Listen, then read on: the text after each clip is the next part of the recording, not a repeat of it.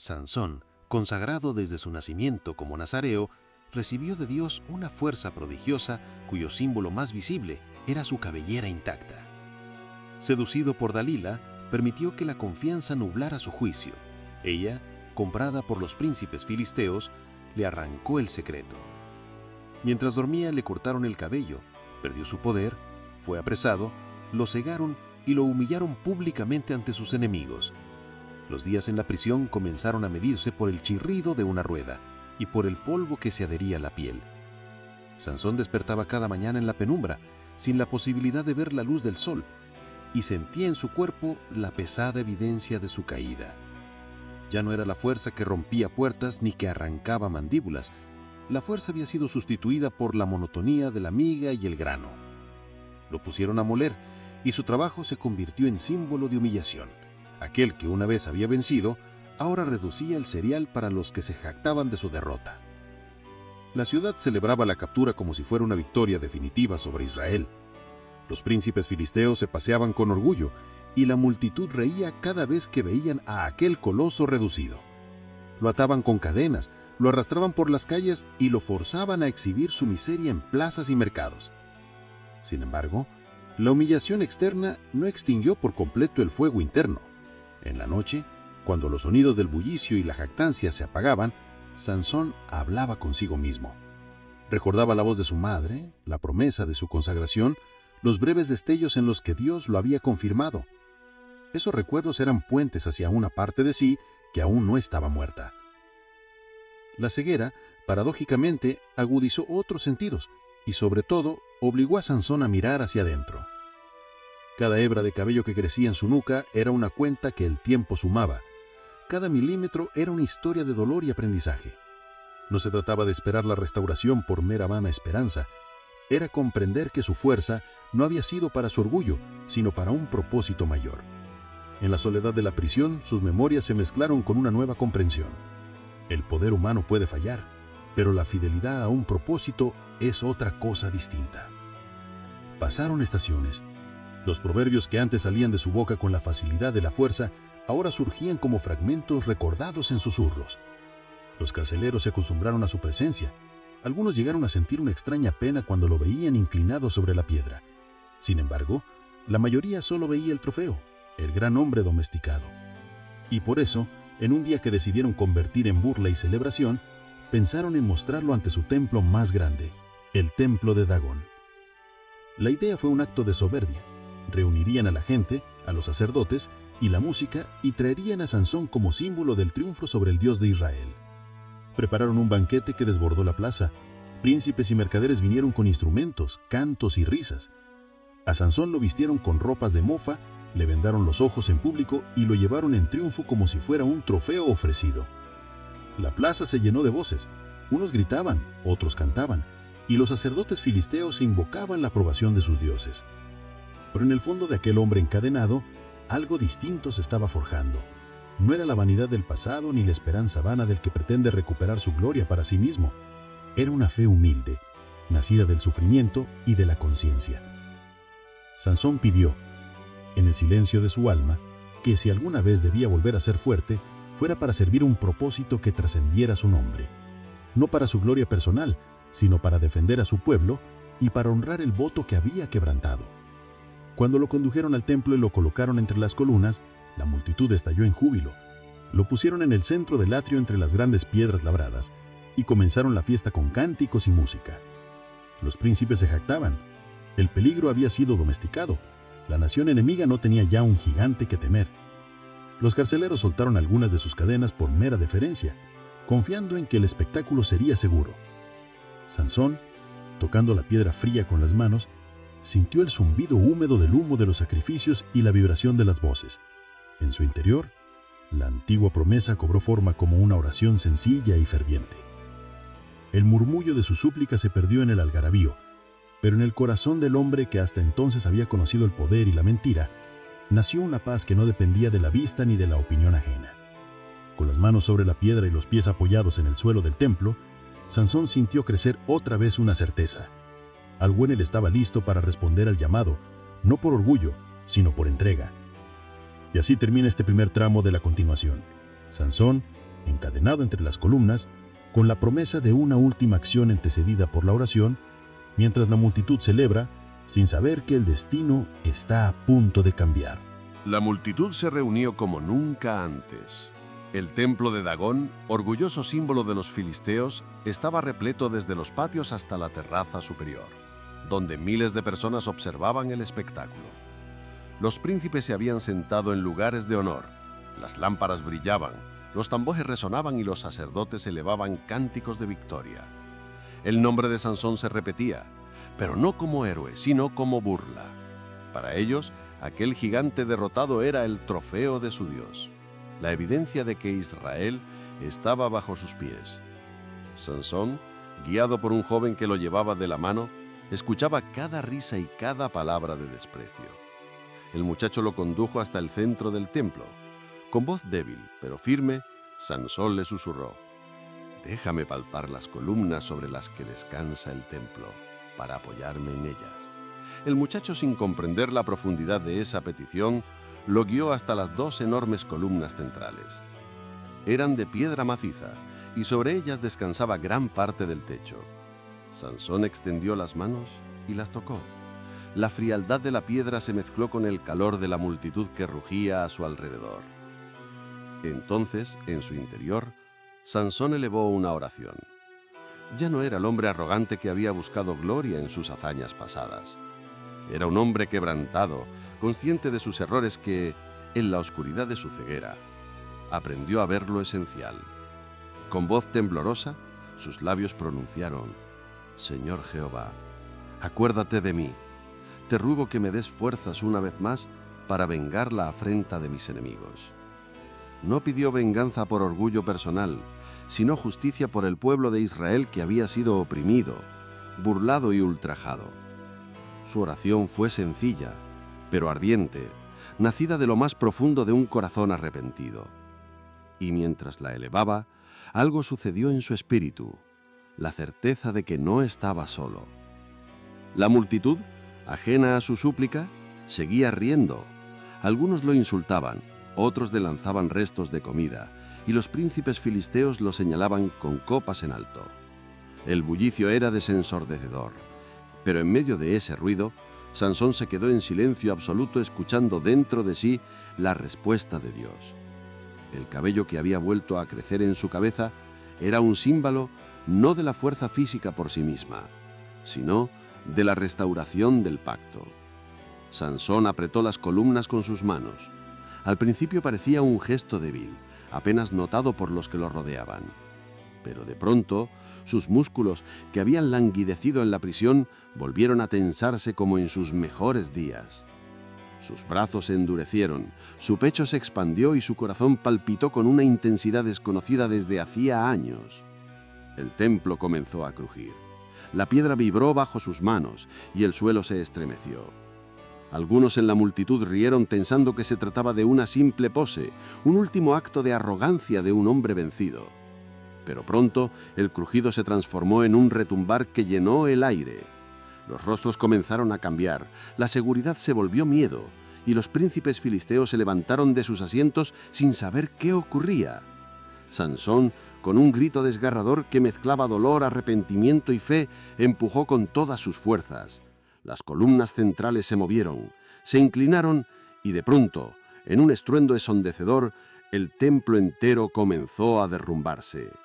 La piedra se quebró, las vigas cedieron y la multitud gritó aterrado mientras la estructura caía sobre ellos. Los príncipes filisteos, que antes se jactaban de su victoria, fueron sepultados bajo los escombros. El estruendo fue tan grande que se escuchó en los pueblos cercanos y el humo se elevó como testigo del juicio divino. En medio del derrumbe, Sansón permaneció firme, sosteniendo las columnas hasta que todo cayó. Su último acto fue un sacrificio, entregar su vida junto con la de sus enemigos. Y en aquel día, Sansón derrotó a más filisteos en su muerte que en toda su vida. El estruendo del derrumbe se prolongó durante horas. Entre el polvo y los gritos, la ciudad filistea quedó en ruinas. Aquella jornada que había comenzado como celebración de victoria se convirtió en luto, pues los príncipes, sacerdotes y gran parte de la élite habían perecido bajo los escombros. Las calles, antes llenas de música, quedaron en silencio sepulcral, apenas interrumpido por los lamentos de los sobrevivientes. En medio de las ruinas yacía Sansón. Su cuerpo estaba inmóvil, sepultado bajo fragmentos de piedra, pero su rostro, según cuentan las tradiciones, no mostraba derrota sino descanso. Su sacrificio había sellado el destino de sus enemigos, y aunque él mismo pereció, se levantó como instrumento de justicia. Los rumores corrieron pronto hacia las aldeas de Israel. Pastores y viajeros contaron lo sucedido. El templo de Dagón ha caído, y Sansón, el juez de Israel, ha muerto con sus enemigos. La noticia se propagó como fuego, y el pueblo que por años había vivido bajo la sombra del poder filisteo se llenó de asombro y tristeza. Un grupo de hombres valientes de la tribu de Dan, familiares y compatriotas de Sansón, partieron hacia la ciudad filistea para recuperar su cuerpo. No fue un viaje fácil. Caminaron entre restos humeantes, piedras partidas y soldados desconcertados, pero nadie los detuvo. El temor a que Sansón, aún muerto, pudiera traer más desgracias, hizo que los filisteos no ofrecieran resistencia. Así los israelitas levantaron con cuidado su cuerpo y lo llevaron de regreso a su tierra natal. Lo sepultaron en la tumba de su padre, Manoa, en la región de Zora y Estaol. Allí, entre montes silenciosos y campos abiertos, el juez que había llevado el peso de Israel en solitario encontró reposo. No hubo grandes monumentos, ni oro, ni estatuas, sino una tumba sencilla que con el paso del tiempo se convirtió en lugar de memoria y enseñanza. El pueblo de Israel, al recordar su historia, entendió que Sansón había sido más que un hombre fuerte. Había sido un recordatorio de la fidelidad de Dios incluso cuando los seres humanos fallan. Su vida estuvo marcada por contradicciones, victorias asombrosas, decisiones precipitadas, errores dolorosos y finalmente un acto de fe que lo redimió. El legado de Sansón no fue la perfección, sino la misericordia divina que se manifestó a través de él. Su fuerza fue un regalo, pero también una responsabilidad que muchas veces usó mal. Y sin embargo, en el momento final, Dios lo restauró y cumplió a través de él un propósito mayor. Los ancianos de Israel contaban a las nuevas generaciones cómo Sansón había sido consagrado desde antes de nacer, cómo había liberado al pueblo en múltiples ocasiones y cómo, a pesar de sus errores, su historia concluía con un sacrificio que resonaba más allá de su muerte. Decían, Dios puede dar fuerzas incluso en la debilidad, y aun cuando fallamos, Él puede escribir victoria en medio de la derrota. Las madres enseñaban a sus hijos a no confiar solo en la fuerza física o en las pasiones del corazón, sino en la fidelidad al Dios de Israel. Y los jóvenes, al escuchar el relato, comprendían que el verdadero poder no residía en músculos ni hazañas, sino en vivir consagrados a un propósito divino. Sansón se convirtió así en figura de advertencia y esperanza. Advertencia porque su vida mostró los peligros de apartarse del camino.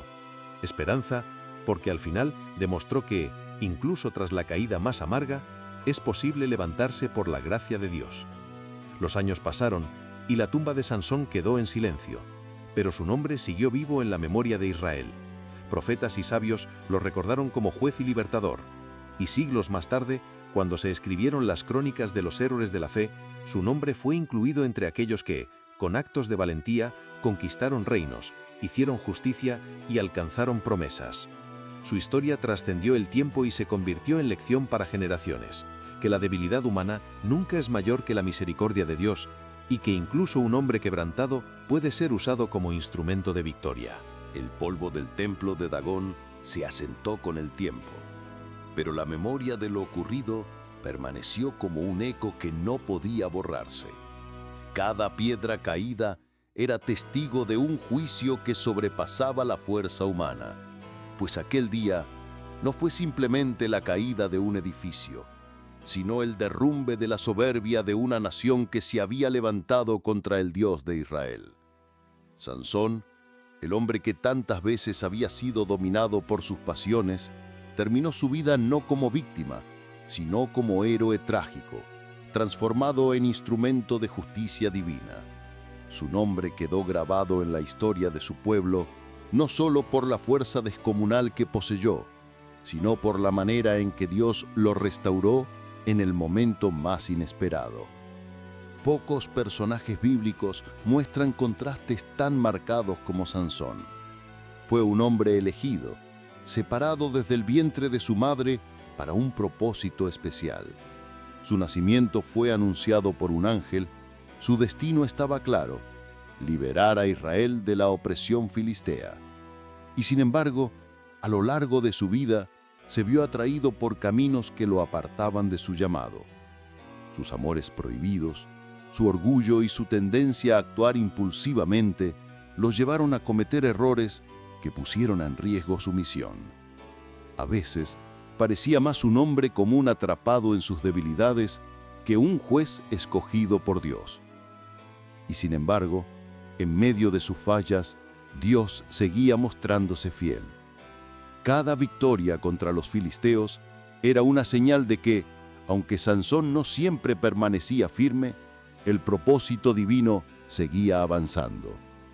Su vida fue como un río turbulento, caótico, impredecible, lleno de choques y giros. Pero al final, ese río desembocó en un acto que le dio sentido a todo: su sacrificio. La muerte de Sansón no fue una derrota, fue en realidad su momento más glorioso. Al entregar su vida, comprendió lo que nunca había entendido en sus días de gloria: que su fuerza no era suya, que el propósito era más grande que él, y que la victoria verdadera no se mide en la cantidad de enemigos derribados, sino en la fidelidad al llamado divino. Ese último acto nos enseña que, incluso en la debilidad, incluso después de los mayores fracasos, Dios puede levantar a un hombre para cumplir un propósito eterno. Sansón, que había perdido la vista, aprendió a ver con los ojos del corazón. Sansón, que había perdido la libertad, encontró verdadera liberación al entregarse por su pueblo. Sansón, que parecía derrotado, se levantó como vencedor en su muerte. Y su historia es advertencia. Nos recuerda que cuando jugamos con la tentación, cuando menospreciamos las señales divinas y cuando nos apoyamos en nuestra propia fuerza, corremos el riesgo de caer. Dalila no fue solo una mujer en su vida, fue el símbolo de las distracciones que nos apartan del propósito. Cada uno de nosotros tiene Dalilas que buscan nuestra debilidad. Sansón nos recuerda que descuidar nuestro llamado puede tener consecuencias dolorosas. Pero su historia también es esperanza, porque aunque cayó, no quedó en el suelo. Aunque fue humillado, no terminó en la vergüenza eterna. Aunque perdió la fuerza, Dios la restauró en el momento clave. Su último aliento no fue de derrota, sino de victoria. Y esa esperanza es la que resuena hasta hoy, que no importa qué tan lejos hayamos caído, Dios puede levantarnos y darnos una nueva oportunidad. Con el paso de los siglos, la figura de Sansón siguió inspirando artistas, poetas, pintores y predicadores. Su historia se convirtió en símbolo universal del hombre fuerte que cae por su debilidad, pero que encuentra redención en su entrega final. Y en el ámbito espiritual, se convirtió en una metáfora de la lucha entre la carne y el espíritu, entre la debilidad humana y la gracia divina. Incluso en la carta a los Hebreos, donde se mencionaba a los héroes de la fe, aparece su nombre junto a los grandes libertadores de Israel. No se lo recuerda por sus fallas, sino por la fe que en el momento decisivo los llevó a confiar nuevamente en Dios. Ese solo acto fue suficiente para sellar su lugar en la historia de los fieles. Imaginemos la escena final: el templo derrumbado, la ciudad en ruinas, el polvo elevándose al cielo como incienso extraño, y en medio de todo eso, el cuerpo de Sansón reposando entre piedras. A los ojos humanos, la escena era trágica, pero a los ojos de Dios, era la culminación de un propósito. Israel aprendió que la fuerza no estaba en un hombre, sino en el Dios que lo había llamado. Y nosotros, al recordar su historia, aprendemos que ni las caídas más amargas ni los errores más graves pueden impedir que Dios obre a través de nosotros si volvemos a Él con un corazón sincero. Así termina la historia de Sansón, el niño consagrado, el juez poderoso, el hombre que cayó y el héroe que en su último suspiro cumplió su destino. Su vida nos invita a reflexionar sobre nuestras propias fuerzas y debilidades, sobre nuestras propias caídas y oportunidades de redención. Y nos recuerda que, al final, la verdadera grandeza no se mide por lo que logramos en vida, sino por nuestra fidelidad al propósito que Dios nos ha entregado. Gracias por acompañarnos en esta reflexión. Recuerda que cada historia bíblica nos muestra que aún en medio de nuestras debilidades, Dios siempre tiene un propósito mayor para nuestras vidas. Si este mensaje tocó tu corazón, no olvides suscribirte a Fe Esperanza, darle me gusta al vídeo y compartirlo con quienes lo necesiten. Nos vemos en el próximo capítulo y que la paz de Dios esté contigo siempre.